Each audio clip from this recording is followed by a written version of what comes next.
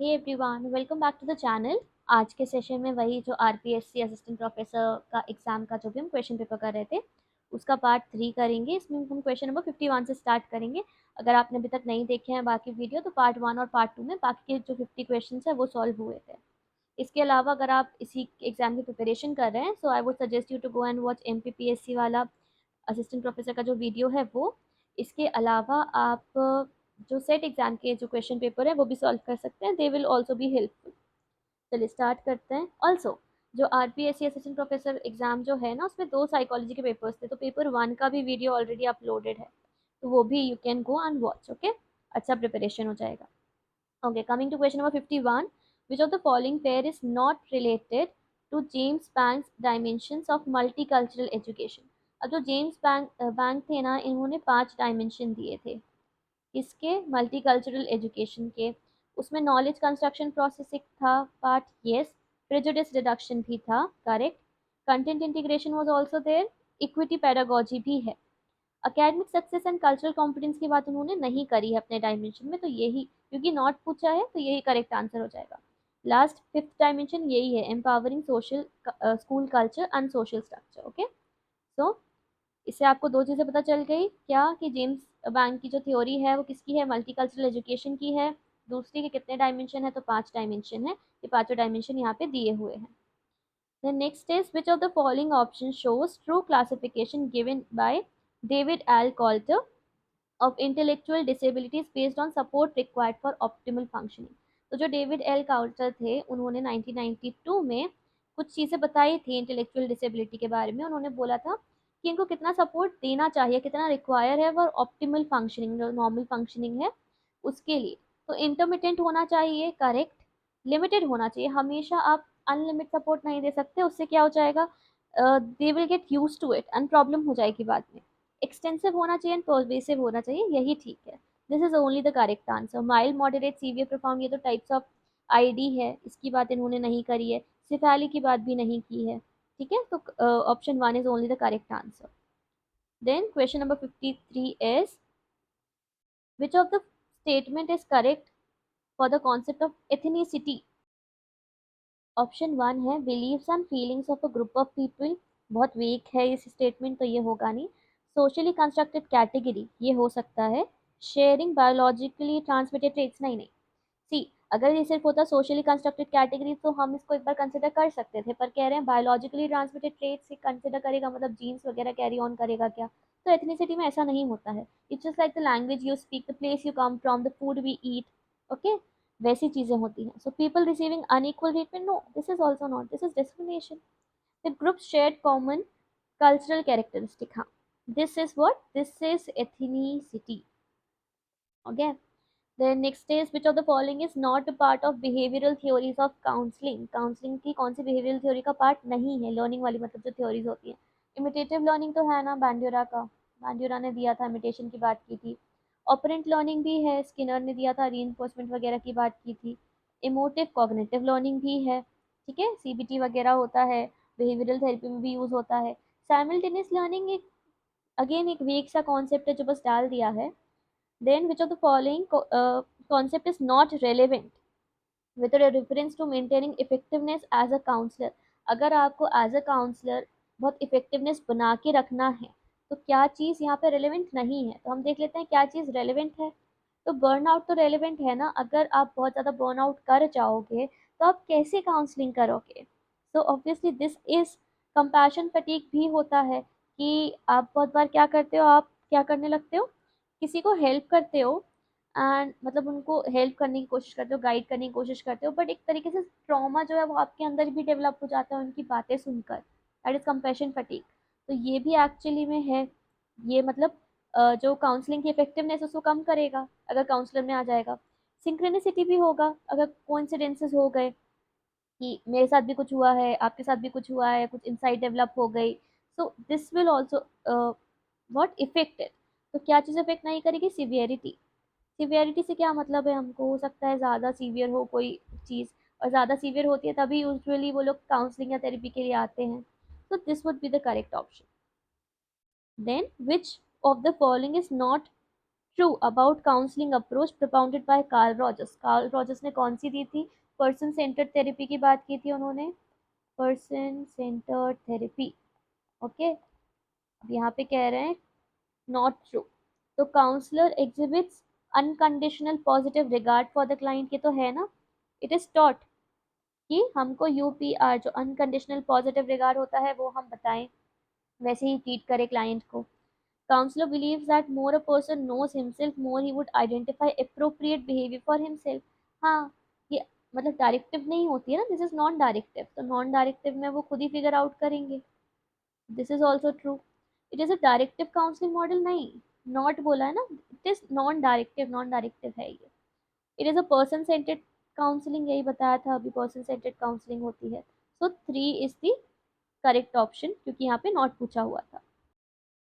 The next question है, which one of the following are the dysfunctional motivators for becoming a counselor?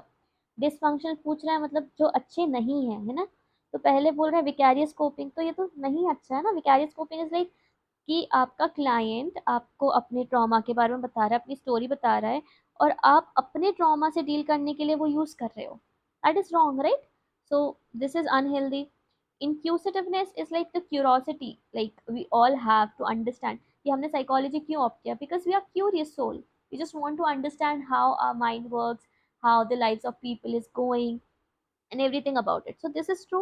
This is good. Loneliness and isolation, बहुत बार out of loneliness, क्योंकि बहुत उनको ऐसा लग रहा है कि मुझे रिलेशनशिप्स मिल जाएंगे, मुझे कनेक्शन फील होगा अगर मैं क्लाइंट के साथ बात करूंगा। सो this is also unhealthy. Love and power के लिए क्यों ही आप काउंसलर बनोगे?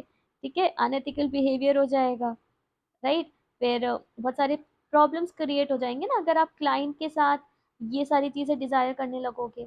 सो this is also wrong. So A, C and D, they are like the dysfunctional. So A, C and D, that means option 1. Inquisitiveness is like, okay, you are just curious. Then in which model of counseling, counselor uses phrases like self-integration, getting it together here and now. You know, when I was giving my PSC interview, उस time पे they asked me this question कि किस approach में they have used this concept of here and now, which counseling approach used it. So okay, I answered it correctly, and here also it's Gestalt model of counseling. Okay, Gestalt ने here and now की बात की है, getting it together की बात की है, and self integration की भी बात की है। ओके, जो जिस्टाल थेरेपी थी किसने दी थी? फ्रिट्ज पर्ल ने। Okay, and you should be aware about it. Awareness की बात की है काफ़ी ज़्यादा उन्होंने, और सेल्फ इंटीग्रेशन की बात की है। Then next is which one of the following statement is not correct with regards to existential perspective? existential perspective के जो कोर फाउंडर्स थे या मेंबर्स थे वो कौन थे? एक तो रोलो में थे, ओके, एंड एक कौन थे? Victor Frankl. तो इन्होंने क्या बोला था? इज दिस ट्रू कि psychopathology is a failure to making right choices? हाँ, दिस इज ट्रू। क्यों? क्योंकि उन्होंने बोला था कि बहुत बार क्या हो जाता है कि ये जो मेंटल स्ट्रेस होता है, it comes from avoiding responsibility, या जो आपकी फ्रीडम होती है उससे आप डरते हो, you have this fear of freedom, जिसकी वजह से बहुत बार ये प्रॉब्लम्स हो जाती है। So they, okay, this is correct. Psychopathology is a failure to make right choices. Then people are responsible for any decision in life they make, this is also true. वो कहते हैं कि आप अपना रास्ता खुद बनाते हो ना, you opt for what you want in your life. This is true regarding existential perspective. Lifes of people are form by the past situations, ये एग्जिस्टेंशियल साइकोलॉजी में पर्सपेक्टिव में नहीं बोला है, ये साइको एनालिटिक में बोला है। They have talked about it in psycho analysis या उस अप्रोच में। Meaning of life always changes but it never ceases, हाँ, this is true for logotherapy, हम बोल सकते हैं, जो विक्टर फ्रैंकल का था। क्यों? क्योंकि इसमें उन्होंने क्या बोला था कि कैसे, how to explain this, meaning of life always changes but it never ceases, as in की meaning is always present. Okay, it is always present, it even though it's dynamic but it is present. So ये भी इनकी existential perspective में ही बोला गया है। So 3 would be incorrect because it is not correct ही पूछा है again. So this is the right answer. Then which theory is based on the basic concept of science of being with the world? Science of being with the world again. Easy question. Ontology में जो एक तरीके से बात की गई है ना इसकी, सो this is true for existential approach, science of being with the world. Question is, use the quotes and arrange the list of eclectic practices in hierarchical order with reference to the sound of theoretical base. So these are the types of questions जो आप देखते हो exam में और आप panic कर जाते हो. So you have to be patient, okay? Easy question है. कुछ नहीं कह रहे हैं, अलग अलग लिस्ट दे दी है इक्लेक्टिक प्रैक्टिसेस की और एक हायरार्किकल ऑर्डर जो है वो फॉलो करना है. So first is synchronistic and traditional. Then they have given trans-theoretical model. Then there is technical and healthy eclectic approach and theoretical integration. So हमको बस hierarchical order में इसको arrange करना है. तो सबसे पहले मतलब सबसे अच्छी अगर अभी हम बात करें कोई सी जो प्रैक्टिस हो रही है ये that is trans theoretical model, we all know that, जिसको हम स्टेजेस ऑफ चेंज मॉडल भी कहते हैं ना, फ्रोचस्का ने दिया था. स्टेजेस ऑफ चेंज मॉडल भी कहते हैं, फ्रोचस्का ने दिया था, जिसमें अलग अलग स्टेजेस होती हैं जिसमें एकदम प्रॉपर सीक्वेंस जो है वो फॉलो होता है. ठीक है, this is the best. But उस सबसे अगर हम ट्रेडिशनल की बात करें तो सबसे ज़्यादा ट्रेडिशनल कौन सी है, सिंक्रोनिस्टिक एंड ट्रेडिशनली होगी ना. इसमें क्या है कि कुछ अगर पेशेंट आया या क्लाइंट आया, उसको लगा कि आपको सीबीटी देना है तो आपने सीबीटी दे दिया, फिर थोड़ा सा आपने उसमें माइंडफुलनेस मिक्स कर दिया या थोड़ा सा आपने उसमें जेस्टाल थेरेपी का चीज़ें मिक्स कर दी. So on the basis of your need you are just mixing things up. This is the traditional one. So ये आई गेस फर्स्ट में आना चाहिए. This is option one. Okay, and trans theoretical obviously it's the best till now क्योंकि इसमें proper sequence है. So this should be fourth. And 1 and 4 है क्या? Yes. Okay, this would be the only answer, correct answer. And then उसके बाद technical and healthy eclectic approaches and theoretical integration है. तो इसके बाद ना सिंक्रोनिस्टिक एंड ट्रेडिशनल के बाद थियोरेटिकल इंटीग्रेशन है. इसमें उन्होंने थ्योरीज के बेसिस पे एक से ज़्यादा प्रैक्टिसेस को इंटीग्रेट करने की कोशिश की है. एंड देन उन्होंने फिगर आउट किया है कि नहीं, we have to be more flexible and adaptive and ज़्यादा हेल्दी इक्लेक्टिक अप्रोचेस, मतलब ऐसे कॉम्बिनेशन करने की ज़रूरत है, कंबाइन करने की ज़रूरत है. सो this come as third. So 1432, 1432 is option number 2. Okay, so this was easy question, but the way they have asked question, this is very like this is not the way they should ask you question, because ऐसे ना जब frame ऐसे होता है question तो आप confuse हो जाते हो. Even though you know the answer, you just get confused, and this happens with a lot of Indian exams. Okay, so anyways, let's move on to the next question. A counseling skill concerned with the ability to observe inner processes without being judgmental. Without being judgmental हम कैसे inner processes को वो कर सकते हैं, channel कर सकते हैं. Okay, so reflective observation, okay, it is part of counselling skill but not suitable here. फिडेलिस अप्रोच नहीं. Empathetic understanding, okay, again a part of therapy और counselling but not applicable here. इस चीज़ को हम इम्पार्शियल विटनेसिंग कहते हैं. Okay, ability to observe inner processes without being judgmental, that is impartial witnessing, उसकी definition है. Then which of the following options suggest a correct sequence of how of the process of counseling given below. सबसे पहले क्या करना पड़ता है, सबसे पहले हमको establish करनी पड़ती है relationship, right? Then identification of problem, explore करेंगे pattern को, फिर क्या करेंगे, हम plan करेंगे problem solution, and last में action करके terminate कर देंगे. So CABD कहाँ दिया हुआ है, option number 4. This is the correct answer. The next question है, इन रेसिक मॉडल ऑफ होल ने दिया था ये मॉडल, what does C stand for. Okay, so C stand for conventional, but you should be aware of all, RAISEC, and कभी कभी ऐसे भी लिखा होता है RIASEC. So R stands for realistic, okay, A stands for artistic, I stands for investigative, A stands for social obviously, E का होता है enterprising, and C again here only it's conventional. Okay, you should be aware of this. किसने दिया था, Holland ने दिया था ये. The next is the questions beginning with who, what, where और how. इसको हम क्या कहते हैं, इसको probe questions कहते हैं ना, easy. These are called as probe questions. Okay, then which are the most important micro skills for rapid building. Rapid building के लिए micro skills पूछ रहे हैं. Attending behavior होना ही चाहिए, yes. आपके पास क्लाइंट ऑब्जर्वेशन स्किल्स होनी चाहिए, ओके, एम्पैथी होनी चाहिए, पेशेंट लर्निंग भी होनी चाहिए. बट यहाँ पे क्या कह रहे हैं, माइक्रो स्किल्स कह रहे हैं ना, for rapid building.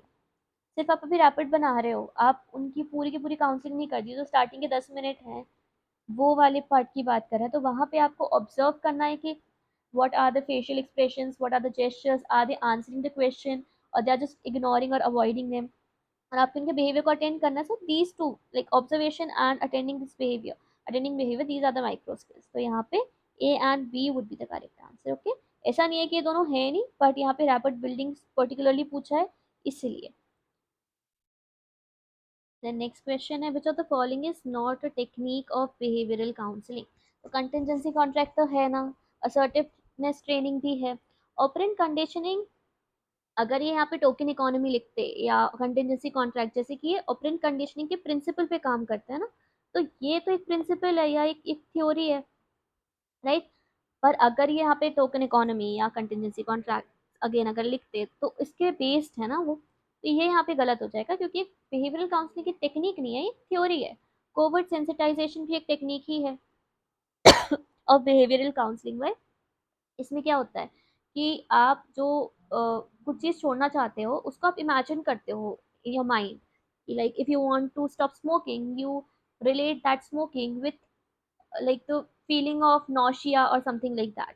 So that is covert sensitization. So that is also one of the behavioral techniques of behavioral counseling. Operant conditioning would not be applicable here.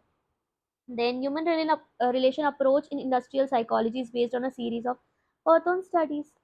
जो आई ओ साइकोलॉजी के जो मतलब जो भी इन्होंने साइकोलॉजी को और इसको रिलेट किया है, that is mainly done by Hawthorne studies, जो हॉथॉर्न एक्सपेरिमेंट हुआ था। Then which of the following type of training is not included in general skills category? General skills category में इंटरपर्सनल ट्रेनिंग होती है, टेक्निकल ट्रेनिंग होती है, problem solving training होती है, एथिकल ट्रेनिंग नहीं होती है, ऐसे एथिक्स ट्रेनिंग की नहीं होती है, होनी चाहिए बट नहीं होती है। when a supervisor thinks that the employee is creative, उनको लग रहा है एम्प्लॉय क्रिएटिव है, the supervisor might also rate the employee as being intelligent and industrious. If you are continuously watching my videos, अगर आपने मेरा YouTube शॉर्ट देखा होगा एक which I have uploaded, उसमें I have explained halo effect and horn effect.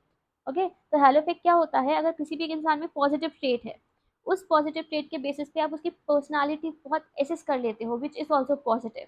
तो यहाँ पे क्या हुआ, यहाँ पे उसने सोचा क्रिएटिव है, और क्योंकि क्रिएटिव है तो वो इंटेलिजेंट भी होगा, वो इंडस्ट्रियस भी होगा, तो this is halo effect. Okay, horn effect is just opposite to this.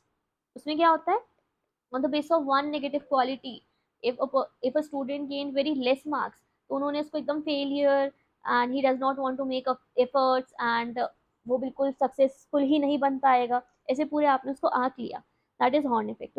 Okay, यहाँ पे halo effect would be the correct answer. Then match list one with list two and select the correct answers by using codes. List one दी है जिसमें हमको कह रहा है personal development, human engineering, productivity management. List two में कह रहे हैं administrative skills, performance appraisal, worker fatigue, equipment and product design.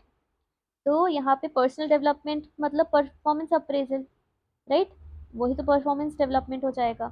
Then human engineering, human engineering का मतलब क्या होगा कि हमको इक्विपमेंट बनाना है, प्रोडक्ट डिजाइन करना है, तो ये यहाँ पे हो जाएगा। तो फर्स्ट का 2 हो जाएगा एंड बी का 4 हो जाएगा, राइट।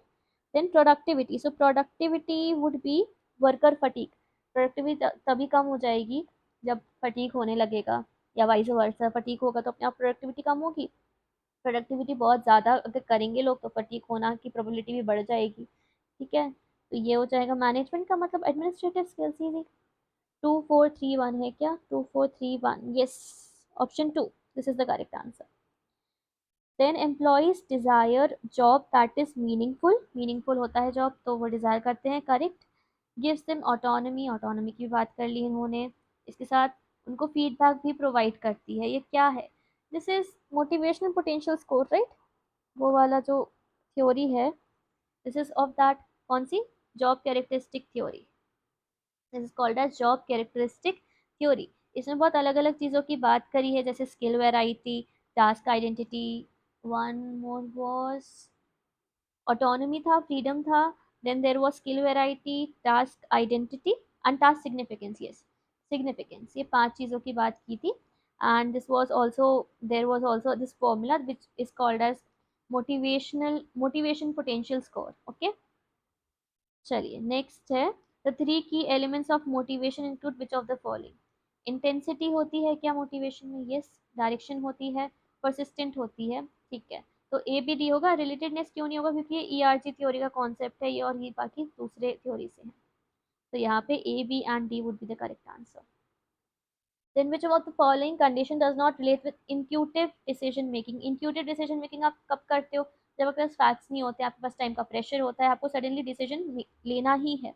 तो हाई लेवल ऑफ अनसर्टेनिटी तो हम यूज करेंगे। लेस साइंटिफिकली प्रेडिक्टिव वेरिएबल्स, हाँ इसमें भी करेंगे। अनलिमिटेड फैक्ट्स नहीं, अनलिमिटेड फैक्ट्स अगर होंगे तो आप रैशनली डिसीजन लोगे ना। अगर आपके पास बहुत सारे फैक्ट्स हैं तो आप क्रॉस चेक करोगे, आप रैशनली लॉजिकली डिसीजन लोगे। ऐसे थोड़ी है कि आप इंट्यू तब अगर आपके पास फैक्ट्स है तब भी आप इंट्यूशन पे काम करोगे। तो this is only correct answer, क्योंकि अगेन हमसे नॉट रिलेट पूछा है। अगर लिमिटेड टाइम है तो obviously you have to make the decision fast, and उसके लिए आप बहुत बार इंट्यूटिव डिसीजन मेकिंग कर लेते हो। Then which of the following points are include in the criticism of two factor theory? जो टू फैक्टर थ्योरी है उसमें किसकी बात की है? हाइजीन फैक्टर्स की बात करी है, मोटिवेटर्स की बात करी है। तो job conditions were characterised by hygiene factors, ये तो ठीक है। जो the following points are criticism कह रहे हैं ना, तो ये क्रिटिसिज्म थोड़ी है, ये तो एक्चुअली फैक्ट है। This is only fact, right? ये तो होगा नहीं। The procedure used is limited by its methodology. हाँ, this is a criticism. No overall measure of satisfaction. Yes. The theory ignores situational variables again. Yes. So B, C, D. These are the criticism. B, C, D. Yes. Option number 1. First option हो ही नहीं सकता क्योंकि ये fact ही है, right? Then which statement is not correct with reference to purpose of performance appraisal? इस वाले question paper में I am seeing this pattern, जहाँ पे एकदम से एक पर्टिकुलर उन्होंने उठा लिया सिलेबस का पार्ट और कंटिन्यूसली उससे ही क्वेश्चंस डाल दिए हैं सारे। मे बी जो अलग सेट होगा उसमें ऐसा नहीं है, बट इसमें क्या हो जाता है ना बेटा, कभी कभी ऐसा हो सकता है कि आपने आईओ क्या अच्छे से प्रिपरेशन नहीं करके गए हो, एंड यही फर्स्ट पार्ट में आ जाए। तो आपने स्टार्टिंग में 10 क्वेश्चंस देखे वो इससे ही हैं, और आपसे 10 में से 8 क्वेश्चंस नहीं बन रहे, आप वहाँ पर पैनिक कर जाते हो। You just get panic, and आपको लगता है आपको कुछ नहीं बनता है। So for question papers like that आपको पैनिक नहीं करना है, आपको नेक्स्ट पेज टर्न करना है, नेक्स्ट पेज टर्न करना है, एक तो को छोड़ना है। हो सकता है फिर एजुकेशनल साइकोलॉजी से क्वेश्चन आने लगे और आपसे वो बन जाए, तो वहाँ पे आपका वापस से कॉन्फिडेंस आ जाता है। उसके बाद लास्ट में आप इसके क्वेश्चन सॉल्व करो जो आपसे नहीं बन रहे थे। ठीक है, this is the proper way to solve any type of question paper. क्योंकि वो जब आप पैनिक कर जाते हो ना तो आपका ब्रेन फ्रीज हो जाता है, ब्रेन फ्रीज हो जाता है obviously you won't be able to reason well, think well. So keep this in mind whenever you are attempting question any question paper. पहले फिगर आउट करो कि बन रहे हैं क्वेश्चन, नहीं बन रहे 3-4, अगर नहीं बन रहे तो उस पेज को छोड़ के नेक्स्ट से स्टार्ट करो, ठीक है? बट ब्रेन फ्रीज मत कर लेना बस अपना। Okay, coming back to the question again, which statement is not correct with reference to purpose of performance? First is for selection of competent personal, तो यही गलत हो गया ना। ऐसे थोड़ी है, सिलेक्शन के लिए तो आप रिक्रूटमेंट करते हो ना, उनको अप्रेस थोड़ी करते हो। अप्रेस तो तभी कर पाओगे जब वो ऑलरेडी आपके साथ काम कर रहे हैं। If someone is already working in your company and after 1 year और 2 ईयर, तब आप उनको अप्रेस करोगे, तब परफॉर्मेंस अप्रेजल होगा। सिलेक्शन के लिए आप रिक्रूटमेंट यूज करोगे, आप अलग अलग जो एग्जाम्स होते हैं वो दिलवाओगे उनसे। तो this is only correct, right? क्योंकि नॉट करेक्ट बोला था अगेन, बाकी ऑप्शन देखने की जरूरत ही नहीं है। Then who proposed the idea that participative decision making, responsible and challenging jobs and good group relation maximize job? Options are Victor Vroom, Herzberg, Fiedler, McGregor.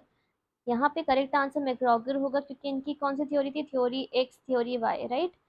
तो यहाँ पे वाई थ्योरी वाई के फैक्टर्स हैं कि वो रिस्पॉन्सिबल होते हैं, वो मतलब they are self motivated kind of thing. And Vroom का तो एक्सपेक्टेंसी थ्योरी था which is not applicable. Herzberg का टू फैक्टर थ्योरी था, ऑल्सो नॉट एप्लीकेबल। फीडलर का लीडरशिप के ऊपर थ्योरी था, नॉट एप्लीकेबल अगेन। तो यहाँ पे option 4 is the correct answer. Let's just end this video here because even I don't like IO questions much. So we'll do it in other questions in the next session, okay? And I also observe a lot of people are just watching the video, they're not even liking it, they're not even subscribing it. तो अभी channel में बहुत कम subscribers हैं, so do subscribe. And yes, इसके बाद we'll do, मतलब इस paper को कंप्लीट करने के बाद we will solve the paper of EVGC psychology, okay?